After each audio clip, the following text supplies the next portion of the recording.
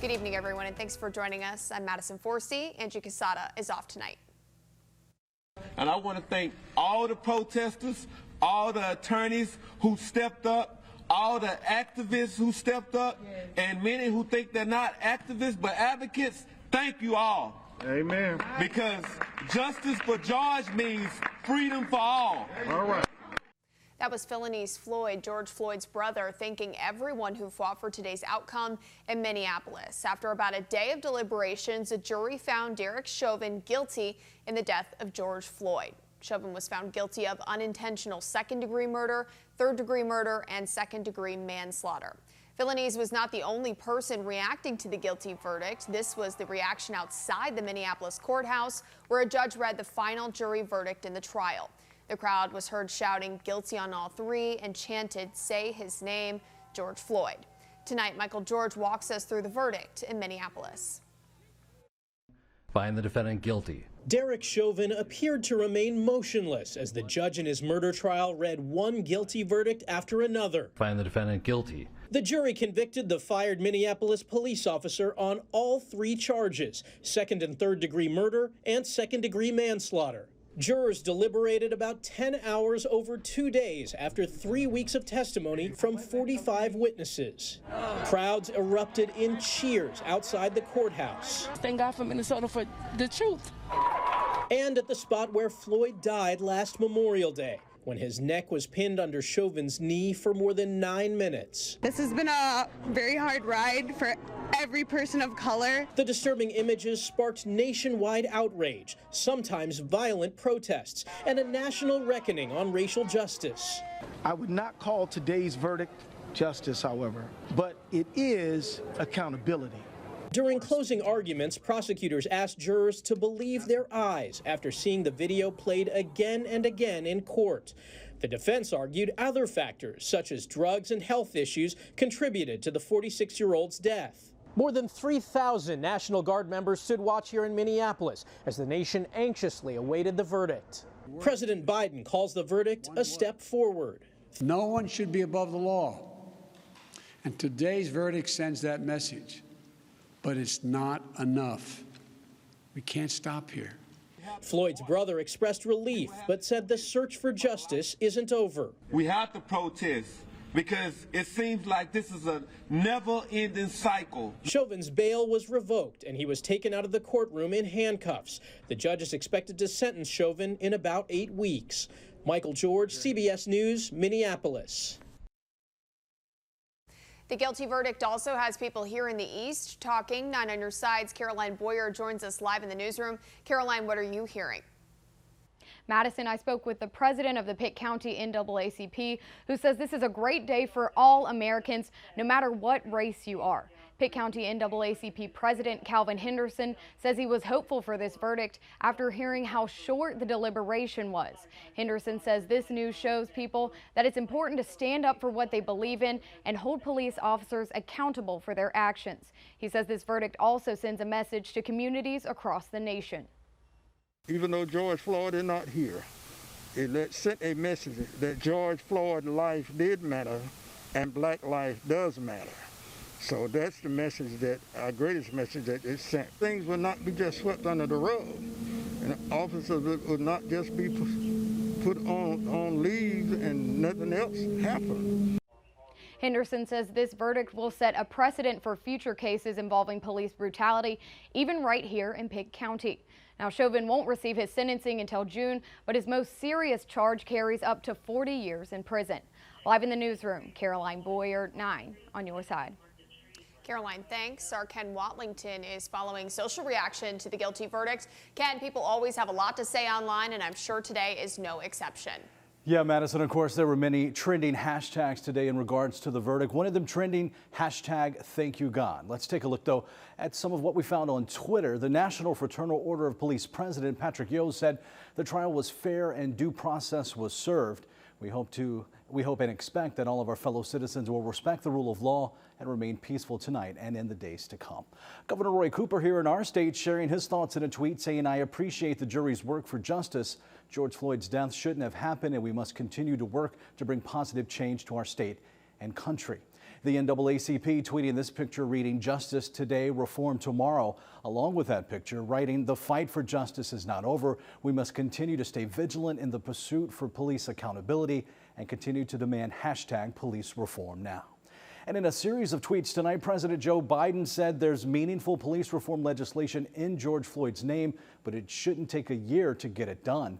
"I assure the Floyd family that we're going to continue to fight for the passage of the George Floyd Justice and Policing Act so I can sign it into law right away." And for more on the verdict and all your news across the East, follow 9 on your side on all social media platforms at WNCT 9. All right, Ken, thanks. Well, speaking of police reform, lawmakers in Capitol Hill are working to pass a bill that would change how officers enforce the law. After the death of George Floyd, protests broke out across the entire country, urging Congress to pass police reform legislation. But Republicans and Democrats have yet to find a compromise on how far a police reform bill should go. Just makes sense for there to be a federal prohibition on chokeholds, for there to be more support for the Department of Justice when they're going after police departments that have sort of histories of systemic racism. For now, lawmakers have passed the George Floyd Justice and Policing Act in the House, a bill aimed to combat police misconduct and racial bias. Experts say it's unlikely to pass in the Senate. Turning to crime here in the East, a former police chief in southeastern North Carolina is off the job after being arrested for taking a variety of narcotics and thousands of dollars in cash and firearms. Former Chadbourne Police Chief William Anthony Spivey was taken into custody Monday and charged with 73 offenses, including 31 counts, each of stealing or destroying evidence and embezzlement by a public official. Spivey is booked at the Columbus County Detention Center under a $665,000 secured bond. Well, a trial date is now set for the man accused of killing a 3-year-old girl in Onslow County. Adolphus Earl Kimray is accused of murdering Mariah Woods in late 2017 and dumping her body in a Pender County creek. Kimray is scheduled to go on trial November 8th, 2021 as of now. 9 on your side's Kayla Schmidt shares the latest on the case and how we got here. Onslow County 911, what's the address of the emergency? There's nowhere to be found. We would look everywhere. That is the call Earl Kimray made to the Onslow County 911 call center on November 27th, 2017. Our house, in our yard, and our little girl, she's missing. The same man that is now accused of murdering his girlfriend's 3-year-old child, Mariah Woods. Tuesday afternoon, he and his defense team sat in front of a judge and the prosecution for a trial date. That is now scheduled for November 8th, 2021. Things have been delayed over the past year. We had 12 months of no trials, so everything's been delayed in the court system, at least in my district. The defense argued that date, asking for a 2022 trial. I know Mr. Lee, I know myself, but about 4 weeks, that would put the case ending in September or early October. Both defense declined to comment on camera. Back in late 2017, the 3-year-old's disappearance and murder gained attention from across the country. She touched everybody, not just North Carolina, but everybody. Memorials were laid out. Community members were shocked, and so was her mother, Christy, who was not in attendance Tuesday afternoon. Please bring her back, and I love her. I'll do anything. Mariah Woods' body was discovered in a Pender County creek on December 2nd, 2017 by a dive team wrapped in trash bags. The autopsy report showed she died from chloroform toxicity. Almost 4 years later, the DA wants this case finally closed. Just for the family's sake, too, I just want to try to get some closure for them. We've got a lot of people out there interested in this particular case, and I just think it's time to get some closure. The state filed for it to be a death penalty case in February of 2018. District Attorney Ernie Lee says they are still seeking that. Again, that was Kayla Schmidt reporting. Lee says motions may be made to change the court date, but hopes to have this case closed by early 2022. And to track crime or traffic updates of any kind, anytime, anywhere, just download the free 9 on Your Side News app. The app is available on the Apple App Store and Google Play Store. Up next, your complete Storm Team 9 7-day forecast. A cold front is getting set to move in tomorrow. Will be warm before the front arrives, but it gets really cold behind the front. We'll talk about a return to winter-like temperatures.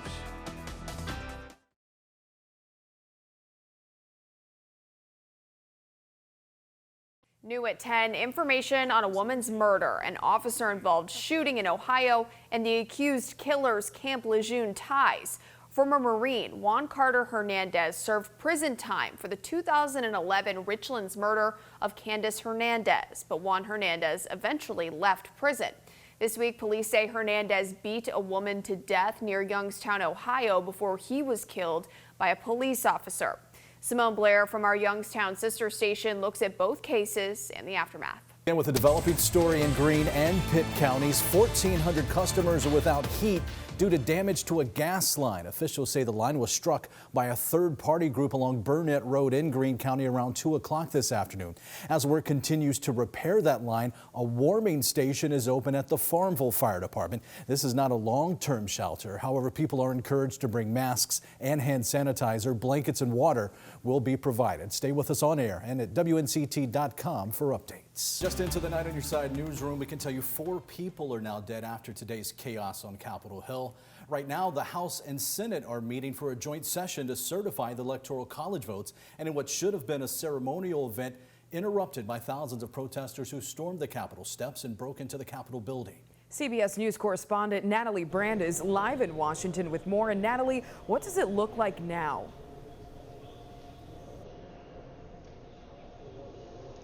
Well, the scene at this hour is much calmer, and that's because law enforcement earlier this evening surrounded the entire Capitol complex, secured the building, had to sweep the buildings to make sure it was safe for lawmakers. We begin this evening with breaking news just into the Night on Your Side newsroom. A man faces a first-degree murder charge after allegedly shooting at a Carteret County deputy.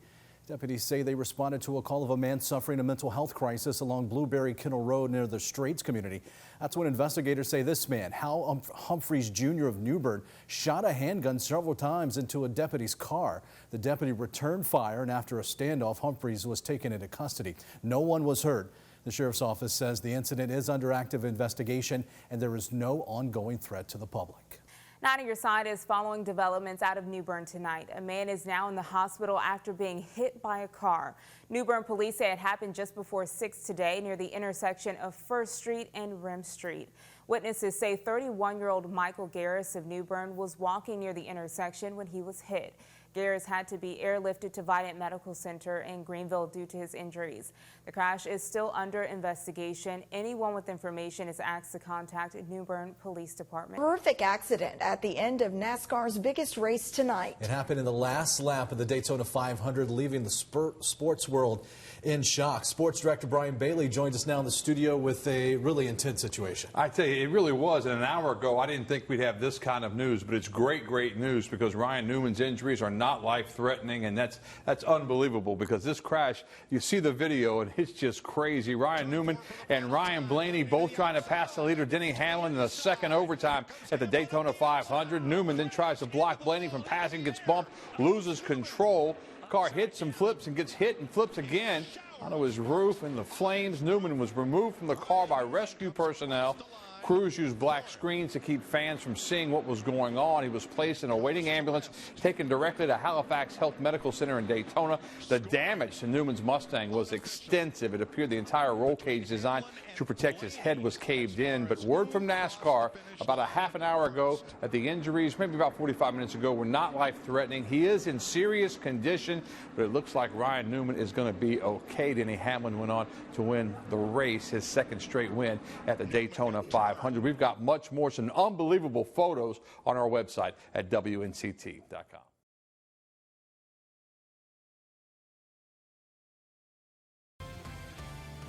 The Night on Your Side team is working ahead, bringing you the information you need to know to keep yourself and your family safe.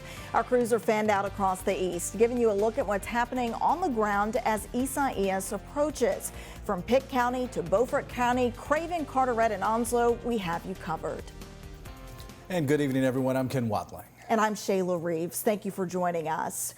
We're continuing to monitor Isaias, and we have crews all across the area. We know Onslow County has set up shelters for those who do not want to ride this system out. Night on Your Side's Camila Barco is live in North Topsail Beach, monitoring the current weather conditions there. Camila, what's it like on the coast? Shayla, Ken, it's a different scene here in North Topsail Beach. We were out earlier in the parking lot of a Seaview fishing pier, but now we're in our news vehicle because the conditions have changed drastically. And Angie, you did have a chance earlier this evening to drive around Greenville. How are the conditions? What did you see out there? Well, about an hour ago, it was definitely drivable. You could see the roadways clearly, but there were some slick spots. That's why we're encouraging folks to just be extremely cautious while driving. Allow that space between you and that other car because it is getting pretty slippery out here. So definitely be careful while you're on those roads. And listen, Pitt County is not the only place that's seeing some accumulation. And we have team coverage all the way in Beaufort County where our Aaron Dean is in Washington. And Aaron, how's it looking like out there in Washington? Angie, just a few hours ago, this area was green. There was no snow anywhere, but now look at this. Snow everywhere. The streets are covered. The grass is covered. Even some of the boats here at the Washington waterfronts are covered. Situations like this remind us of just how fragile life is. You're looking at the aftermath of a deadly EF3 tornado ripped through southwestern Brunswick County, killing 3 people and injuring 10 more. Emergency officials have now accounted for everyone missing in the twister's aftermath. At least 50 homes are reported damaged or destroyed. They say the first warning came after the tornado was already on the ground.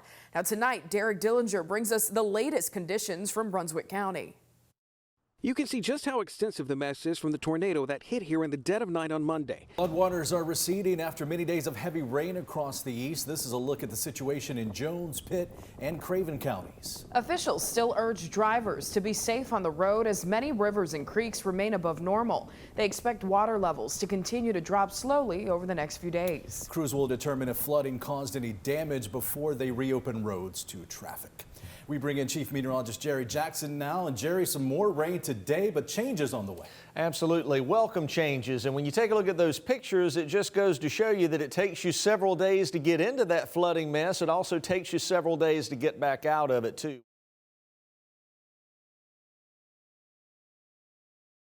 Results are rolling in from municipal elections across the east. Good evening, everyone. I'm Ken Wadley. And I'm Shayla Reeves. Thank you for joining us tonight. Our teams are fanned out across the east, covering the races happening where you are. 9 on your side is your local election headquarters. Our Aaron Dean is live in Greenville covering the race for mayor. Camila Barco is monitoring the race for mayor in Jacksonville, and in Beaufort County, Ariana Kraft is keeping a close eye on the race for mayor in Washington.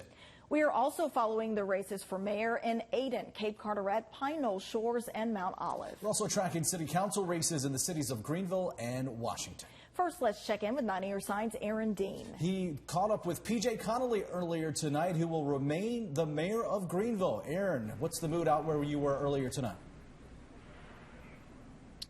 Ken, Shayla, just moments ago, the room was filled with supporters of PJ Connolly and a few other city council members who were reelected to their positions tonight. And well, staying in Greenville, we turn our attention to some of the city council races. 9 on your side's Madison Forsey is standing by in the newsroom. And Madison, what can you tell us tonight? Yeah, Angie, we now have a full picture of who will sit on the Greenville City Council for the next 2 years. Will Baker is now the new mayor of Cape Carteret. He won the election over Charlie Evans by just 1 vote, 265 to 264.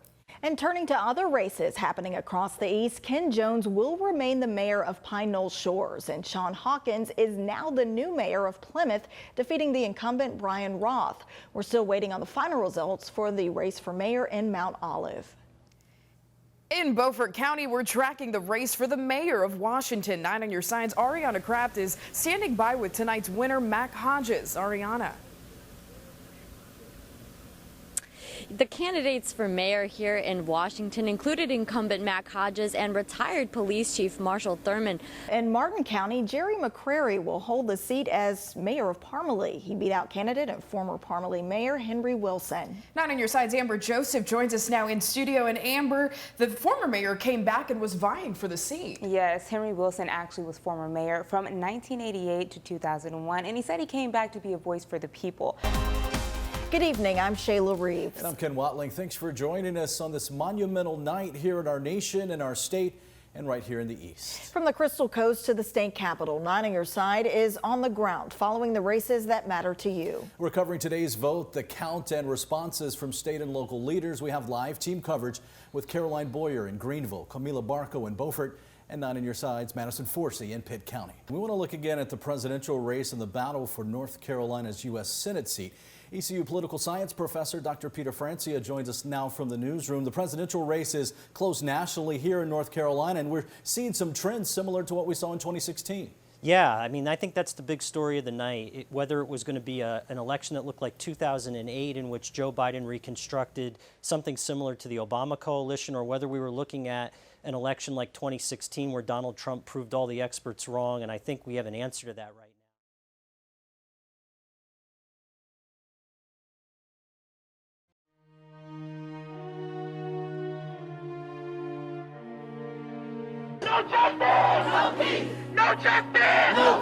2020 and 2021 have shown us the battle for freedom, equality, and opportunity isn't over. Strong figures who are on the front lines, like Sojourner Truth and Fannie Lou Hamer, have modern-day counterparts following in their footsteps. And while we admire the achievements of heroes like John Lewis, Elijah Cummings, and Dr. Martin Luther King Jr., we also recognize the obstacles they faced day in and day out because of the color of their skin. We see these inequities and injustices in every corner of our society. You know that we have to speak up loudly for more justice and more peace. From the 2020 deaths of George Floyd, Breonna Taylor, Ahmaud Arbery, to the marches nationwide screaming Black Lives Matter. Black history isn't just the 1963 March on Washington, but it's the Black excellence breaking barriers today. You must never, ever give up or give in. You must keep the faith and keep your eyes on the prize. I rise up for myself and 60 of my colleagues to object to the counting of the electoral ballots from Arizona. A moment in history challenging results of the presidential election, interrupted by President Trump's supporters. The chair declares the House in recess. A constitutional process dissolves into destruction and violence. We're willing to risk our lives. The behavior that we are witnessing is shameful, unpatriotic, and above all, it is unlawful. One leader calls for peace and protest. This was a fraudulent election, but we can't play into the hands of these people. Another takes his own stand. This is not dissent. It's disorder. It's chaos. It borders on sedition. And it must end now. Tonight, special coverage of chaos at the Capitol.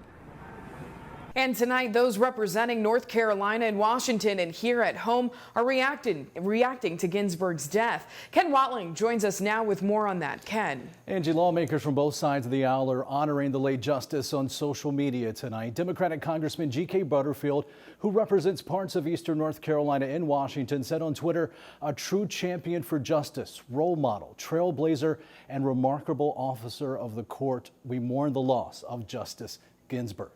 Republican Senator Tom Tillis saying Ginsburg was a pioneer who served our nation with distinction on the Supreme Court for 27 years, serving 23 of those beside her dear friend but polar opposite Justice Scalia. She demonstrated that we can disagree on fundamental issues but remain civil. Finally, Governor Roy Cooper saying tonight the country has lost a fervent icon of equal rights, a legal pioneer for women's rights who insisted on fair treatment for all. He ended his statement saying the court must continue her legacy of justice and fairness. And late tonight, Republican Senate Majority Leader Mitch McConnell says the Senate will vote on whomever President Trump picks to replace Ginsburg on the Supreme Court, even though it is an election year. Angie. Ken, thank you. Now, fans around the world are sharing their love for Kobe, his daughter, and the 7 other people on board of that helicopter. A graffiti artist is paying tribute to Kobe Bryant with this mural in the city's pedestrian path. The Atlanta artist is known as Nels, of Salvadorian origin. He wanted to show his respect and admiration for the NBA legend as a person and athlete. Now, we want to take it to our social news desk because ESPN anchor Elle Duncan shares one of the conversations she had with Kobe about his love for his daughters, where she recalls them joking about him possible having a boy. And he told her if he were to have another girl, he would love her just as much.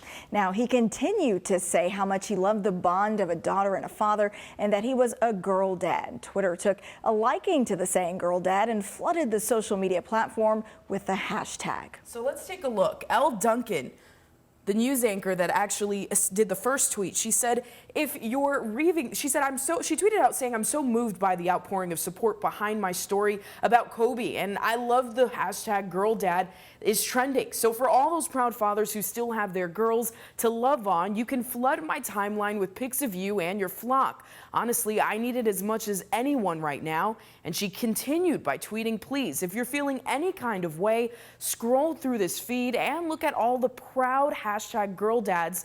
And this is trending nationwide because there's no greater or more significant relationship than that of a dad and his daughter.